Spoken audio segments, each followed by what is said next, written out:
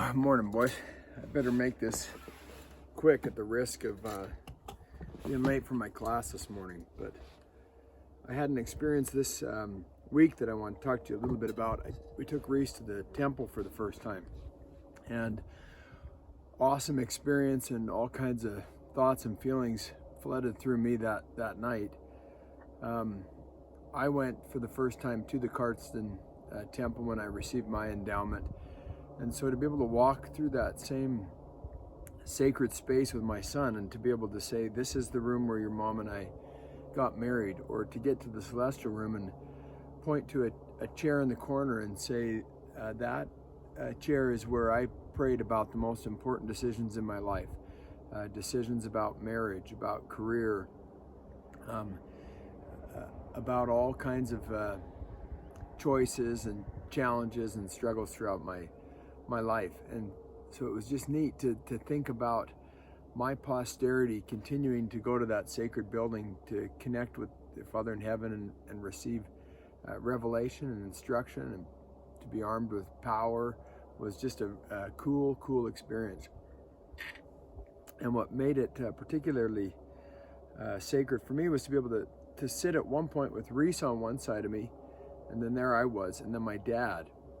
And I don't know what got me thinking about it, but I looked down at one point and I saw my dad's hands. And I guess I haven't looked at them for a while, but they were the hands of my grandfather, Clyde Walters. Everything about it just reminded me of him. And then I looked down at my own hands and recognized my dad's hands, the hands of my father throughout my youth. And then I looked one more over and saw Reese with his young, strong, youthful hands, and I thought, man, here we are, 3 generations of Walters. I know my grandfather that Reese has never met, and I thought about how hard it is to get 4 men on that same bench all at the same time. And I realized that there's a pretty good chance that by the time Reese's son goes to the temple, my dad may not be on the other side of us.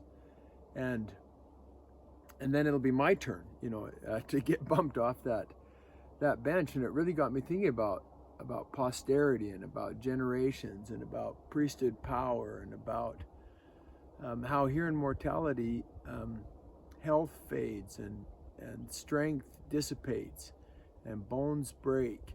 But in the eternities, it's all restored. I realized that on the other side of the veil, there is a pretty long bench of men I haven't met face to face yet. And I look forward to the day that my grandfather introduces me to his dad, and then I get to meet his dad, and I get to meet his dad. And I thought about getting so old I need glasses half the time to read. I thought about Joseph Smith saying, the earth will be smitten with a curse unless there's a welding link of some kind or other between the fathers and the children. For we without them cannot be made perfect, neither can they without us be made perfect. It's necessary in the ushering in of the dispensation of the fullness of times, which dispensation is now beginning to usher in, that a whole and complete and perfect union and welding together of dispensations and keys and powers and glories should take place, and be revealed from the days of Adam even to the present time. I love it. What do we hear in the gospel that we've received? A voice of gladness, voice of mercy from heaven, and a voice of truth out of the earth. Glad tidings for the dead, a voice of gladness for the living and the dead. Glad tidings of great joy. I thought about another, I've read the poem of this Aztec king, Nezahualcóyotl, and if I'm saying that right, he lived in 1402 to 1472. And he recognized part of the equation. He said, all the earth is a grave and nothing escapes it. Nothing is so perfect that it does not descend to its tomb. Rivers, streams, fountains, and waters flow, but never return to their joyful beginnings.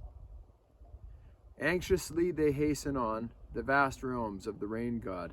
As they widen their banks, they fashion the sad urn of their burial. Filled are the bowels of the earth with the pestilential dust once flesh and bone, once animate bodies of man who sat upon thrones, presided in council, commanded armies, possessed treasures, destroyed temples, exulted in their pride, majesty, fortune, praise, and power. Vanished are these glories, just as the fearful smoke vanishes that belches forth from the infernal fires of Popocatépetl. Nothing recalls them but the written page. But there is a power, and there is a force that recalls them. There's a force of resurrection and atoning power that will call men forth from the grave in a day of glory, and we will rise again with those we love. And because of that welding link, bone, muscle, sinew, everything will be restored, and we will stand as a united family, sons, daughters, husbands, wives, brothers, sisters, all children of a king. And I love it, boys. And those were the thoughts I had in the temple today. Have an awesome day. God bless. I love you.